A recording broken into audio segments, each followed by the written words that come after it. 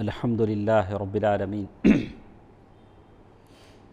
الحمد للہ رب العالمین والصلاة والسلام علی خیر الخلق محمد وعلی آلہ وصحبہ اجمعین۔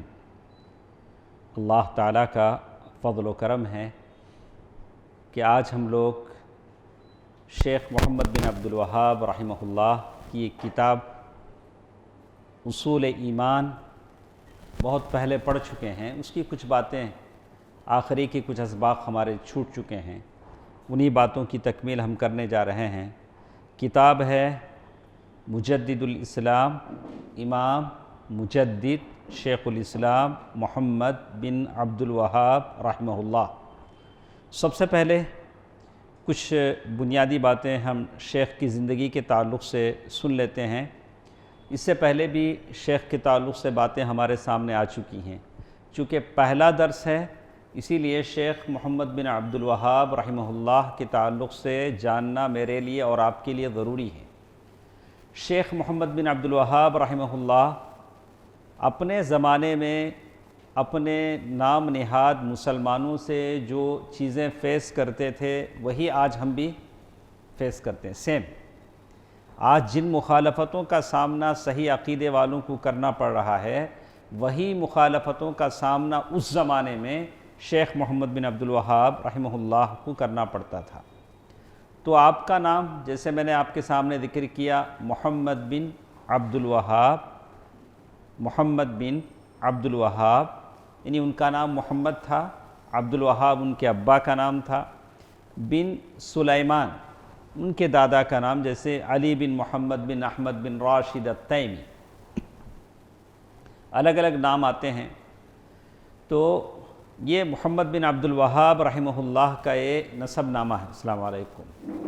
تو محمد بن عبد الوہاب رحمہ اللہ 1115 ہجری، اب کتنا چل رہا ہے ہجری؟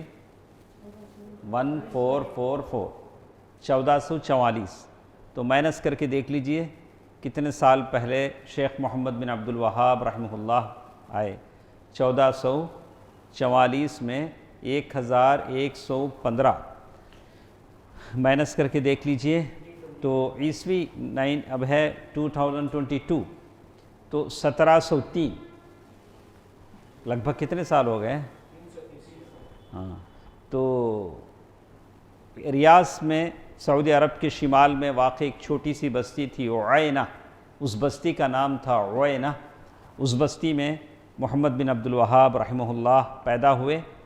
بچے جب پیدا ہوتے ہیں تو کسی کو معلوم نہیں ہوتا کہ یہ بچے بڑے ہو کر کیا بنیں گے، لیکن اللہ تعالیٰ جو بچوں سے کام لینا ہوتا ہے ان کی تربیت کافی نگہداشت میں ہوتی ہے۔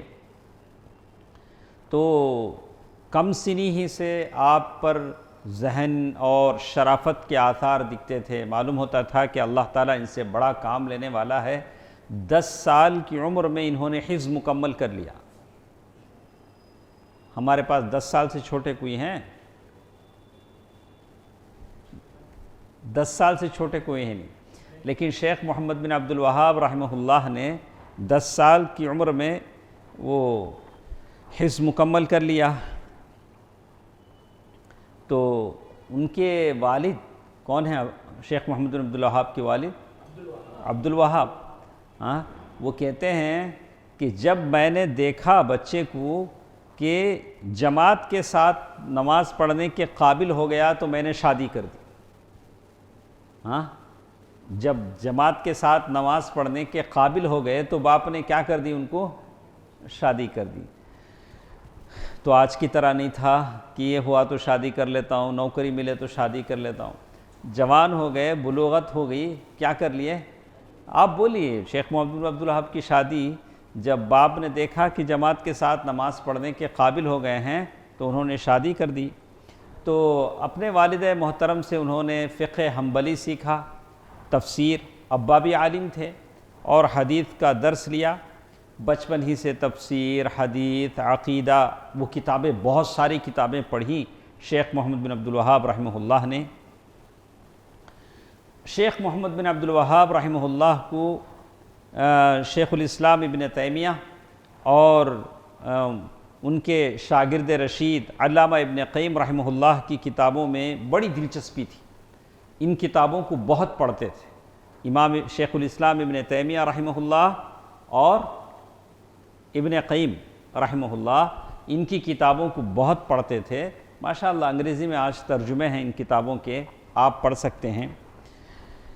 اس کے بعد پہلے زمانے میں جو ہوتا تھا، آج کل آپ لوگوں کو علم بڑی آسانی سے مل جاتا ہے، جہاں بیٹھو وہاں آپ اسمارٹ فون میں ڈال لیتے ہیں یا ہچو آ جاتے ہیں، یہاں درس و تدریس ہوتا ہے، علم مل جاتا ہے۔ پہلے زمانے میں ایسا نہیں ہوتا تھا۔ پہلے زمانے میں علم حاصل کرنے کے لیے سفر کرنا پڑتا تھا۔ علماء بڑے لمبے لمبے سفر کرتے تھے کہ اگر معلوم ہوتا کہ فلاں محدث فلاں جگہ ہے تو وہاں جا کر سفر کرتے تھے۔ انہوں نے اپنے اسفار لکھے تھے۔ تو شیخ محمد بن عبد الوہاب رحمہ اللہ نے حج بیت اللہ کے لیے مکے کا سفر کیا، پھر مسجد نبوی کی زیارت کی اور مدینے کے بڑے بڑے علماء سے علم حاصل کیا، اور پھر بصرہ کی طرف سفر کیا، وہاں بھی بڑے بڑے علماء اس زمانے میں تھے۔ کتنا مشکل رہا ہوگا سفر کرنا، آج کل کی طرح فلائٹ ٹرین کا زمانہ نہیں تھا، گھوڑوں پر اونٹوں پر سفر ہوتا تھا یا پیدل چل کر جانا ہوتا تھا، اور زیادہ راہ ایسا نہیں تھا کہ کافی پیسے تھے بہت سا توشہ خرید کر سفر کرتے تھے، ایسا بھی نہیں تھا۔ جو ملا کھا لیا، جہاں ملا سو گئے، جیسے چاہے سفر کر لیا۔ علم کے خاطر یہ ساری صعوبتیں برداشت کی۔ پھر علماء کی ایک جماعت سے انہوں نے علم حاصل کیا، پھر وہاں سے الاحساء کے راستے نجد پہنچے۔ اس پورے سفر میں شیخ محمد بن عبد الوہاب رحمہ اللہ نے علاقوں کو دیکھا کہ کہاں علاقے کیسے کیسے گمراہیوں میں ہیں، کیسی کیسی برائیاں وہاں پائی جاتی ہیں، عقیدے کی کیسے کیسی خرابیاں ہیں، لیکن ان کے دل میں انہوں نے نیت کر لی کہ مجھے یہ ساری خرابیاں دور کرنی ہیں، اس کے لیے میں کوشش کروں گا۔ تو وہ سفر کرتے تھے، ساری چیزوں کو نوٹ کرتے تھے اور بالکل اس بات کا تہیہ کیے ہوئے تھے کہ مجھے ان باتوں کو دور کرنا ہے۔ تو آپ بھی اپنے محلے میں بہت ساری برائیاں دیکھتے ہیں، تو آپ نیت کریں کہ اللہ مجھے توفیق دے کہ میں یہ برائیاں ختم کروں گا، یہ گمراہیاں ختم کروں گا۔ اللہ اس کے اسباب و وسائل پیدا کریں گے۔ آپ ہرگز نہ سوچیں کہ میرے اندر وہ طاقت نہیں، میں نہیں کر سکتا۔ تو شیخ محمد بن عبد الوہاب رحمہ اللہ لکھتے ہیں، توحید کی طرف دعوت دینے اور شرک و بدعات کو جڑ سے اکھاڑ پھینکنے کا ارادہ شیخ محمد بن عبد الوہاب نے کر لیا، اور مدینہ جب پہنچے تو مدینے میں شیخ محمد بن عبد الوہاب رحمہ اللہ نے دیکھا کہ لوگ اللہ کے نبی صلی اللہ علیہ وسلم کے قبر کے پاس شرکیہ باتیں کرتے ہیں، استغاثہ کرتے ہیں، اور آج کے زمانے میں بھی ہوتا ہے لیکن وہاں ہونے نہیں دیا جاتا، لوگوں کو دور کیا جاتا ہے۔ آج بھی لوگ آ کر وہاں خط ڈالنے کی کوشش کرتے ہیں، چھوٹے چھوٹے لفافے لکھ کے لاتے ہیں، خطوط ڈالنے کی کوشش کرتے ہیں۔ تو وہ زمانے میں جب شیخ محمد بن عبد الوہاب رحمہ اللہ نے دیکھا تو ان باتوں کو دور کرنے کی کوشش کی۔ تو وہاں یہ بھی دیکھتے تھے کہ کچھ قبریں تھیں جو بعض صحابہ کرام کے نام سے منسوب تھیں۔ کس علاقے میں؟ نجد کا جو علاقہ ہے سعودی عرب میں، وہاں کچھ قبریں تھیں جو بعض صحابہ کرام کی طرف منسوب تھیں۔ تو لوگ وہ قبروں کا بھی قصد کرتے تھے، وہاں جا کر بھی قبروں کا طواف کرتے تھے، ان سے مرادیں مانگتے تھے، ان سے اپنے مشکلات میں مدد طلب کرتے تھے۔ تو کہتے ہیں کہ شیخ محمد بن عبد الوہاب رحمہ اللہ نے لکھا کہ اس سے بھی بڑی عجیب بات یہ تھی کہ ایک علاقہ تھا منفوحہ، اس کا نام کیا تھا؟ منفوحہ۔ وہاں ایک کھجور کا درخت تھا، نر کھجور کا درخت، میل۔ اس کھجور کے درخت سے لوگ توسل کیا کرتے تھے، لوگ اولیاء سے توسل لیتے تھے، لیکن وہ زمانے میں کس سے توسل لیتے تھے؟ وہ کھجور کے درخت سے۔ جو غیر شادی شدہ لڑکی وہاں پہنچے گی اس کی شادی ہو جائے گی۔ اگر کسی عورت کو شادی کرنا ہوتا، اس کی شادی جلدی نہیں ہوتی، تو وہ عورت اگر وہاں جاتی تو اس کی شادی کیا ہو جاتی؟ جلدی ہو جاتی۔ تو کہتے ہیں کہ وہ لڑکی اس کھجور کے درخت کے پاس جاتی، وہ اس کے سامنے کھڑے ہو کر کہتی یا فحل الفحول ارید زوجا قبل الحلول۔ کیا بولتی دیکھیے، اے سب نروں سے بہتر و برتر نر، نر کے معنی میل، مجھے سال ختم ہونے سے پہلے مجھے ہسبینڈ دے دو۔ کس سے مانگ رہی ہے؟ کھجور کے درخت سے۔ کھجور کے درخت سے اپنے لیے نوشہ مانگتی۔ تو ایک عقیدہ تھا، جیسے آج کل ہمارے پاس وہاں باڈی گارڈ کوئل ہے نہیں، تمہیں نئی بائک، نئی آٹو، نئی کار خریدے تو کہاں جانا ہے؟ باڈی گارڈ کوئل کے پاس جانا۔ ایسے ہے، شرکیہ عقائد ہیں، مشرک ہیں، اللہ تعالیٰ سب کو بچائے رکھے۔ تو اللہ کے نبی صلی اللہ علیہ وسلم کا یہ شہر، اس کے بارے میں کہا کہ حجاز کی جو سرزمین تھی، اس سرزمین میں صحابہ کرام اور اہل بیت رضوان اللہ علیہم اجمعین کی قبروں کے ساتھ ساتھ خود اللہ کے نبی صلی اللہ علیہ وسلم کی قبر لوگ اتنا تقدیس کرتے تھے، جو اللہ رب العالمین کے لیے کرنا ہے اس کو چھوڑ کر لوگ قبروں کے پیچھے لگے ہوئے تھے۔ جتنی قبریں بقیع الغرقد میں تھیں یا اللہ کے نبی صلی اللہ علیہ وسلم کی قبر، ایسے سارے حالات کو انہوں نے دیکھا۔ اسی طرح کس کے بارے میں ہم بول رہے ہیں؟ شیخ محمد بن عبد الوہاب رحمہ اللہ۔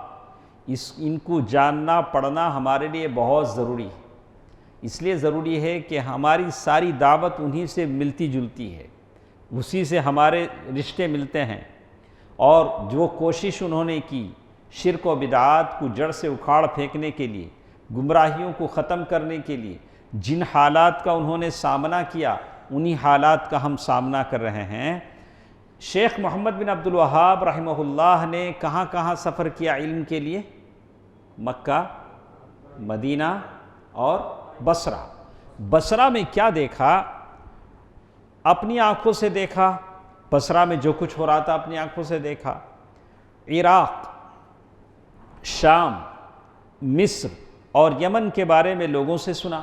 وہاں تک جانے کے لیے ان کے پاس پیسہ نہیں تھا۔ یمن، مصر اور عراق، وہاں تک تو نکلے تھے، لیکن علماء نے کہا کہ زیادہ راہ نہ ہونے کی وجہ سے واپس آئے۔ وہاں زمانے جاہلیت والی بت پرستی عام تھی۔ کس کے زمانے میں؟ محمد بن عبد الوہاب رحمہ اللہ کے زمانے میں ان جگہوں پر بت پرستی شروع ہو گئی، جس کو عقل ماننے کو تیار نہیں تھی۔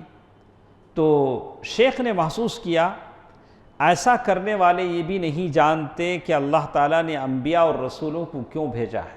اللہ کے نبی صلی اللہ علیہ وسلم کو دنیا سے گئے ہوئے کتنے سو سال ہوئے؟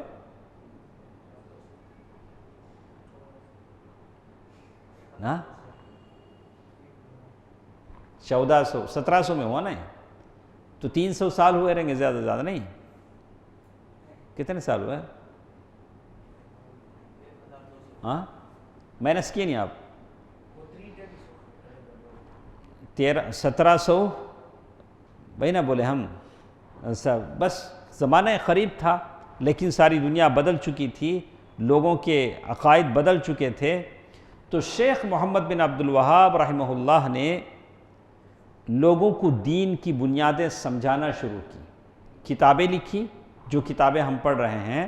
شیخ محمد بن عبد الوہاب رحمہ اللہ نے جب دیکھا کہ لوگ بے عقل ہو چکے ہیں، تو شیخ محمد بن عبد الوہاب نے سوچا کہ پھر ایک بار لوگوں کو دین کی باتیں بتائی جائیں۔ تو لوگ غلط راہ پر چل پڑے ہیں اور بدعات کا شکار ہو چکے ہیں۔ تو جیسے اللہ کے نبی صلی اللہ علیہ وسلم نے حدیث میں فرمایا، حدیث کے الفاظ ہیں، تم یقیناً اپنے سے پہلے لوگ یہود و نصارہ کی پیروی کرو گے۔ اللہ کے نبی صلی اللہ علیہ وسلم فرمایا تم بالکل ویسے کرو گے جیسے یہود و نصارہ کرتے تھے، ان کے نقش قدم پر چلو گے، یہاں تک کہ اگر ان میں سے کوئی گو، کسے بولتے ہیں گو؟ چبلخ کے سر کا بڑا رہتا نہیں، گھوڑ پھوڑ کیا بولتے ہیں؟ ہاں، اس کے بل میں اگر کوئی گھسے گا تو تم بھی گھسے گا۔ جیسے ہم بولتے ہیں آج اگر کوئی کہاں دنیا میں رہنے والا کوئی پلیئر کوئی ایکٹر کالر ایسا رکھا تو انہیں بھی کیا کرتا، کالر ایسا مدوڑ لیتا نہیں. تو حذوا بحذ ان کے نقش قدم پر چلو گے. تو بولتے نہیں پتہ نہیں کون ایسی ناچنے والی زانیہ عورت پتہ نہیں کیسی تھی، تو ایران کی ایک عورت نے کہا میں بھی ویسے بنوں گی. تو البتہ 40 سرجریاں شاید کرائی اب تک چہرے کا، اس طرح بننے کی چکر میں کتنی سرجری کرائی ہے، 40 سے زائد سرجری اس نے کرائی. تو یہ حذوا بحذ اگر یہ لوگ صحابہ کو اپنا نمونہ بناتے، صحابہ کو اپنا اسوہ بناتے تو یہ لوگ اللہ تعالیٰ کے پاس کامیاب ہوتے. جب ایک اور حدیث میں اللہ کے نبی صلی اللہ علیہ وسلم نے فرمایا اسلام کی ابتدا بدأ الاسلام غریبا وسيعود غریبا كما بدأ، اسلام کی ابتدا غربت کی حالت میں ہوئی تھی، پھر ایک بار اسلام ویسے ہی غربت کی حالت میں آ جائے گا. اسلام جیسے شروع ہوا تھا ویسے حالت میں آ جائے گا. تو شیخ محمد بن عبد الوہاب رحمہ اللہ نے عزم کر لیا، پکا ارادہ کر لیا کہ وہ لوگوں کے سامنے جو بھٹکے ہوئے ہیں صحیح دین کا اعلان کریں گے، صحیح منہج کو بتائیں گے، صحیح راستے کو بتائیں گے. تو کیا آج فرض نہیں بنتا میرا اور آپ کا، جب ہم لوگ یہ ساری چیزیں معاشرے میں دیکھ رہے ہیں تو ہم بھی عزم کریں کہ ہم بھی معاشرے کو سدھاریں گے. اب تو بہت سارے علماء ہیں، آپ اکیلے نہیں ہیں. وہ زمانے میں محمد بن عبد الوہاب رحمہ اللہ اکیلے تھے، اب آپ کے ساتھ علماء ہیں، طاقت ہے، وسائل ہیں، موقع ہیں، آپ کر سکتے ہیں. تو شیخ رحمہ اللہ نے اپنی دعوت کا آغاز کیا. کیسے شروع کریں گے؟ سب سے پہلے کیا بولے رہیں گے شیخ؟ اس اعلان کے ساتھ کہ صرف اللہ کو پکارا جائے. کس کے لیے؟ اپنی مدد کے لیے صرف کسے پکارا جائے؟ اللہ کو پکارا جائے. وہ زمانے میں لوگ اولیاء کو پکارتے تھے، اللہ کے نبی صلی اللہ علیہ وسلم کی خبر پر آ کر دعائی دیتے تھے، استغاثہ کرتے تھے. اور 3 باتوں کو شیخ محمد بن عبد الوہاب رحمہ اللہ نے فوکس کیا کہ دعا اللہ سے کی جائے. فرسٹ ذبح اللہ کے لیے کیا جائے، نذر و نیاز اللہ کے لیے کیا جائے. یہ 3 باتیں. آج یہ 3 باتیں کیسا ہو رہی ہیں؟ لوگ خبروں سے پکارتے نہیں، دعائی دیتے، یا علی مشکل کشا بولتے، یا غوث بولتے، کوڑلم بولتے، پتہ نہیں کیا کیا بولتے. ذبح ذبیحے جو ہوتے ہیں یہ بھی غیر اللہ کے لیے ہوتے ہیں. نذر و نیاز کنڈوں کی نیاز، پتہ نہیں کیا کیا نیازیں ہیں، یہ بھی لوگ الگ مانتے ہیں. بالکل وہ زمانے میں بھی یہ ساری چیزیں ہوتی تھیں. شیخ محمد بن عبد الوہاب رحمہ اللہ نے یہی 3 چیزوں کو فوکس کیا. اچھا، وہ زمانے میں جو لوگ تھے ان کا اٹیچمنٹ، تعلق، قلبی لگاؤ قبروں سے تھا. کیا محبت معلوم نہیں قبروں سے نہیں. تو ایک بار شیطان ایسا کر دیتا ہے. ابھی آپ نے وہ ویڈیو سنا ہوگا، شکیل بن حنیف جو نیا نبی پیدا ہوا بھی، اس کا دعویٰ کرنے والے لوگ ہیں. ایک صاحب نے مجھے بھیجا، وہ لوگ 2 وینوں میں نکلے ہیں، ان کے ساتھ عورتیں بھی ہیں، بچے بھی ہیں. ہبلی کے شہر میں انہوں نے پڑاؤ کیا چشمے بیچنے کے بہانے، اور وہ لوگ شکیل بن حنیف کو عیسیٰ علیہ السلام مانتے ہیں. ان سے کہا جا رہا ہے، وہ لوگ یہ گھر بھی لیے ہیں کرائے کو، توبہ کر لو ہم لوگ رہنے دیں گے. وہ لوگ توبہ کرنے تیار نہیں. شکیل بن حنیف کو عیسیٰ ماننے کو تیار ہیں لیکن اپنا توبہ کرنے کو تیار نہیں ہیں. یہ ساری چیزیں کیا ہے؟ یہ محبت ہے جو دلوں میں کیا ہوتی ہے؟ شیطان کی طرف سے بٹھا دی جاتی ہے. چھوٹے معصوم بچے ہیں گود میں، تو رحم آتا ہے ان کی جہالت کو دیکھ کر، ان کی بدعقیدگی کو دیکھ کر. تو ایسے حالت میں ہم پر کتنا واجب ہو جاتا ہے، ضروری ہو جاتا ہے کہ صحیح عقیدہ ہم لوگوں تک پہنچائیں. تو ان لوگوں پر رحم ہے. ان سے زیادہ وہ معصوم بچے جو ان کی گودوں میں ہیں اس پر رحم ہے کہ یہ بچے کس کی گود میں آ گئے. ٹھیک ہے.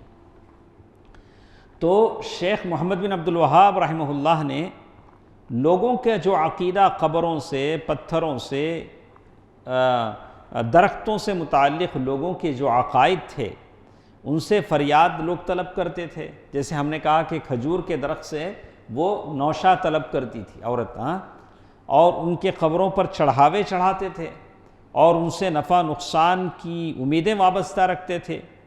تو محمد بن عبد الوہاب رحمہ اللہ نے فرمایا کہ یہ سب دھوکہ ہے، دھوکہ ہے.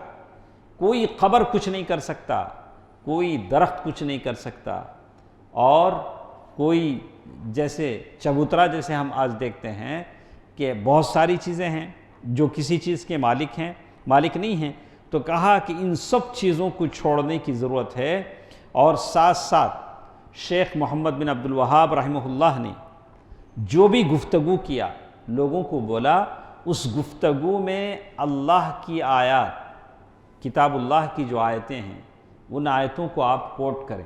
جب بھی کسی سے بات کریں تو اللہ کی کتاب کی آیتوں کو آپ بولنا پڑے گا، تبھی آپ کی بات مدلل سمجھی جائے گی.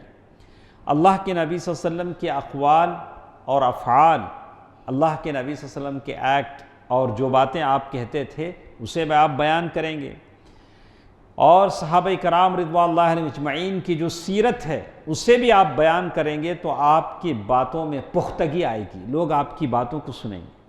آپ 1 گھنٹہ بول رہے ہیں، ایک آیت نہیں، ایک حدیث نہیں، سیرت صحابہ سے کوئی ذکر نہیں، تو لوگ سنیں گے؟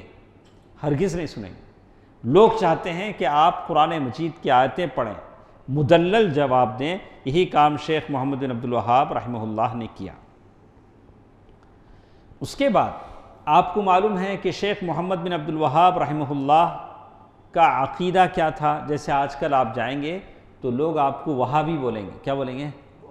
وہابی. ارے وہابی آ گیا رہیں گے. ان کو نہیں معلوم کہ شیخ محمد بن عبد الوہاب، محمد ان کا نام ہے، وہاب ان کے ابا کا نام. وہاب تو اللہ ہے، عبد الوہاب. تو ان کو معلوم ہونا چاہیے، ہم بتانا چاہیے کہ بھئی عبد الوہاب ان کا عقیدہ کیا تھا، محمد بن عبد الوہاب کا عقیدہ کیا تھا. تو شیخ محمد بن عبد الوہاب رحمہ اللہ نے جو لٹریچر لکھے ہیں اس میں انہوں نے اپنا عقیدہ منشن کیا ہے. رسائل، محمد بن عبد الوہاب رحمہ اللہ نے بہت سارے لٹریچر لکھے، اس میں سے ایک ہم پڑھ چکے ہیں. ایک بولیے نا، فیض پہ بولیں گے. چلو ایک دیکھیں، مجھے معلوم تھا وہ بولیں، وہی بولے. الاصول الثلاثہ، اصول الثلاثہ یا الاصول الثلاثہ. تو یہ جو ہے شیخ محمد بن عبد الوہاب کے رسائل میں سے. تو یہ اصول ایمان بھی جو ہم پڑھنے جا رہے ہیں یہ بھی شیخ محمد بن عبد الوہاب کی کیا ہے؟ رسائل میں سے ہے. یعنی شیخ کو معلوم ہوتا کہ فلاں صاحب ایسا کر رہے ہیں تو ان کے لیے ایک رسالہ لکھ دیتے، دیکھو ایسا نہیں کرنا، ایسا ہے. فلاں جگہ جاتے، اچھا وہ صاحب ایک کام کریں، وہاں ایک رسالہ لکھ دیتے. تو رسائل الشیخ محمد بن عبد الوہاب رحمہ اللہ یہ ایسے مشہور ہوا. تو شیخ کا عقیدہ وہی تھا جو سلف صالحین کا عقیدہ تھا، جس پر اللہ کے رسول تھے، وہی عقیدہ شیخ محمد بن عبد الوہاب رحمہ اللہ کا تھا. آپ کے صحابہ کا جو عقیدہ تھا اللہ کے نبی کے، وہی عقیدہ شیخ محمد بن عبد الوہاب کا تھا. تابعین کا، ائمہ ہدی، ابو حنیفہ رحمہ اللہ کا جو عقیدہ تھا وہی عقیدہ شیخ محمد بن عبد الوہاب کا تھا. لوگ ہیں مانتے نہیں ہیں. امام مالک، امام شافعی، امام احمد بن حنبل، سفیان الثوری، سفیان ابن عیینہ، عبداللہ ابن مبارک، امام بخاری، امام مسلم، ابو داؤد اور مؤلفین سنن الترمذی، یہ جتنے لوگ تھے ان کے جو عقیدہ تھا وہی عقیدہ شیخ محمد بن عبد الوہاب رحمہ اللہ کا بھی تھا. محمد بن عبد الوہاب رحمہ اللہ نے کوئی نیا عقیدہ لے کر نہیں آئے تھے. اللہ کے نبی صلی اللہ علیہ وسلم جو عقیدہ چھوڑ کر گئے تھے وہی عقیدہ ہے. دیکھیے ایک لیٹر شیخ محمد بن عبد الوہاب رحمہ اللہ نے قصیم والوں کو لکھا. قصیم کہاں ہیں؟ سعودی عرب میں، بہت مشہور سٹی ہے. شیخ امام حرم کون ہے؟ پرانے امام کون ہیں کعبے کے؟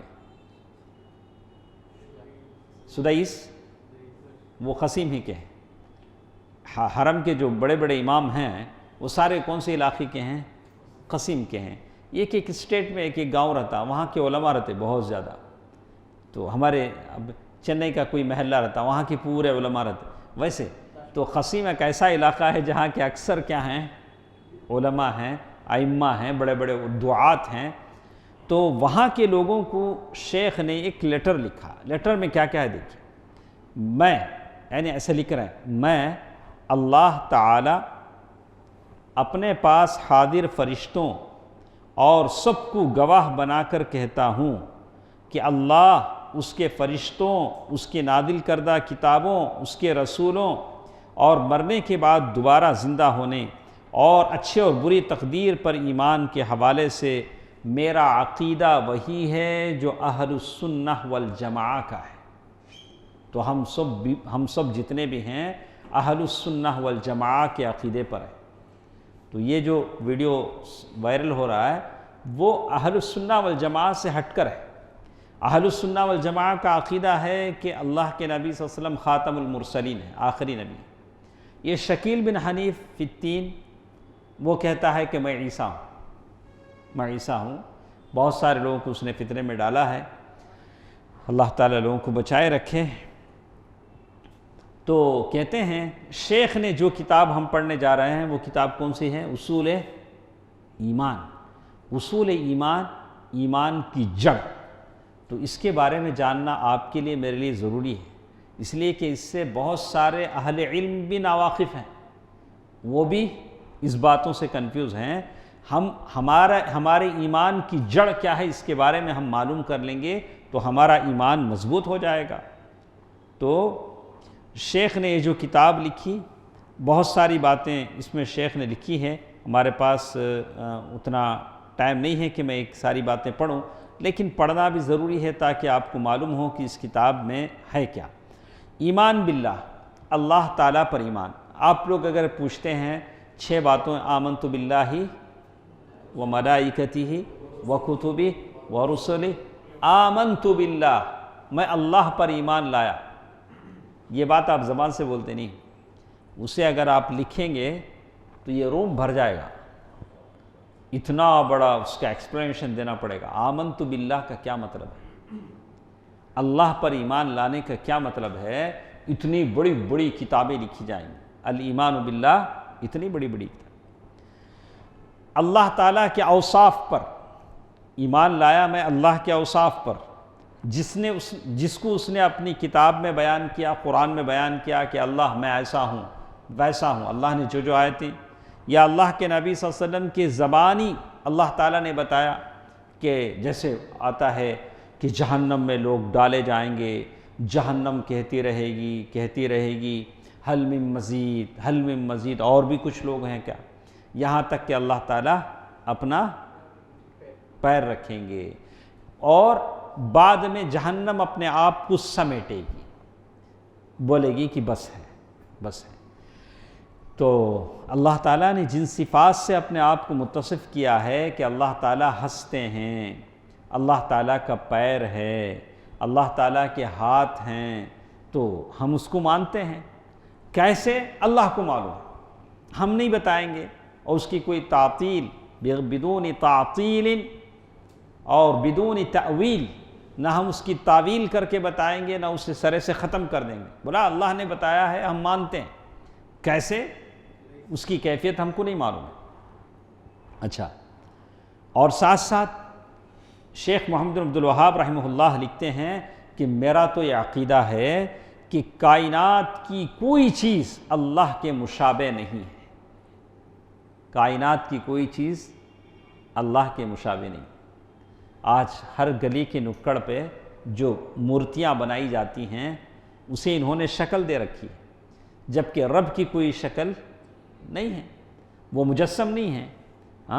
اور کہا مجھے مشابہ نہیں ہے، کوئی چیز اس کے اللہ تعالیٰ کے مشابہ نہیں ہے. کیسے ہے؟ اللہ تعالیٰ بہتر جانتا ہے. استوى علی العرش، اللہ تعالیٰ اپنے عرش پر مستوی ہے. کیسے ہے؟ اللہ کو معلوم ہے. وہ سب کچھ سننے اور دیکھنے والا ہے. تو کہتے ہیں اللہ تعالیٰ نے جن صفتوں سے اپنے آپ کو متصف کیا ہے ہم اس کا کوئی انکار نہیں کرتے. وہ پاک ذات والا، اپنے اور دوسروں کے بارے میں زیادہ علم رکھنے والا، سب سے اچھی اور سچی باتوں والا، وہ تمام اوصاف سے منزہ مبرہ ہے، جس سے لوگوں نے اسے جوڑ رکھا ہے، تو ساری تعریف اللہ تعالیٰ کے لیے ہے۔ بعد میں انہوں نے کچھ فریق کا ذکر کیا، کہتے ہیں قرآن کیا ہے؟ توصیف قرآن کیا ہے؟ اللہ کا کلام اللہ، القرآن کلام اللہ، قرآن اللہ کا کلام ہے، مخلوق نہیں ہے۔ جیسے انسان مخلوق ہے ویسے قرآن مخلوق ہے، وہ اللہ کی کلام ہے، اس کی صفت ہے۔ تو قرآن اسی سے شروع ہوا ہے، اسی کی طرف لوٹ جائے گا، اسے اللہ تعالیٰ نے حقیقت میں بولا ہے، وہ اللہ تعالیٰ کا بول ہے، اور اپنے بندے رسول وحی کے امین، اپنے اور بندوں کے مابین رابطہ کار ہمارے محمد صلی اللہ علیہ وسلم پر نازل فرمایا ہے۔ القرآن کلام اللہ المنزل علی قلب محمد صلی اللہ علیہ وسلم بواسطۃ جبریل المتعبد بتلاوتہ۔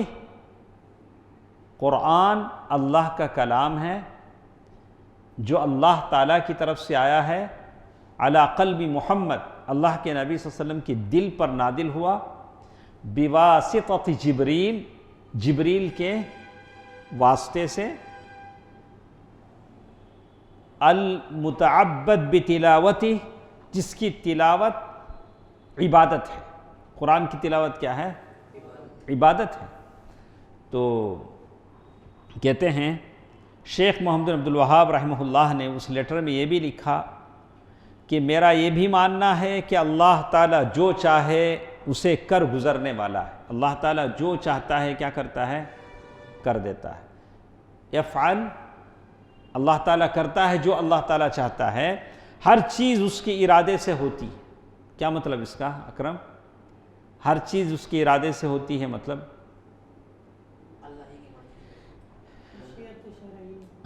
یہ ہم لوگ پڑھے ہیں، بہت نازک مسئلہ ہے۔ ہر چیز اس کے ارادے سے ہوتے ہیں بولے تو ایک آدمی جا کو مسجد میں چپل چرایا، پیارو بھائی پکڑ لیے، پیارو کیا بولتا انہیں؟ بھائی اللہ چاہے تو میں چرایا، کیا بولتا انہیں؟ اللہ چاہے میں چرایا۔ تو یہ اللہ کی مشیت کو اس نے گناہ پر حجت پکڑا، ایسا نہیں ہو سکتا، ایسا نہیں ہو سکتا ہے۔ تو دیکھیے یہ ایک بحث ہے، انشاءاللہ سامنے آئے گی، ہم بحث کریں گے اللہ کی مشیت کیا ہوتی ہے، رضا کیا ہوتی ہے، یہ ساری چیزیں۔ اس کی مشیت سے ہٹ کر کچھ نہیں ہوتا، اللہ تعالیٰ کی مشیت سے ہٹ کر کچھ نہیں ہوتا، جو بھی ہوتا ہے اللہ کی مشیت سے ہوتا ہے۔ دنیا میں کوئی چیز اس کے فیصلے سے باہر نہیں، ساری چیزیں اس کی تدبیر سے صادر ہوتی ہیں، اس کے فیصلوں سے کسی کو مفر نہیں ہے، نہ کوئی لوح مستور سے لکھے نوشتے سے تجاوز کر سکتا ہے۔ اللہ تعالیٰ نے جو کچھ لوح مستور میں لکھ دیا ہے، لوح محفوظ میں لکھ دیا ہے، اس سے ہٹ کر آپ کچھ بھی نہیں کر سکتے، ویسے ہی کر سکتے ہیں۔ تو اللہ کے نبی صلی اللہ علیہ وسلم نے مرنے کے بعد جو کچھ ہونا بولا ہے اس پر میرا یقین ہے۔ شیخ محمد بن عبد الوہاب رحمہ اللہ نے لکھا، ساتھ ساتھ شیخ محمد بن عبد الوہاب رحمہ اللہ لکھتے ہیں، دیکھیے میں قبر کی آزمائش، قبر کی آزمائش کیا بتا، دنیا میں رہے تک آزمائشاں ہوتے رہتے ہیں، مرے بعد بھی پھر بھی آزمائش بولے تو،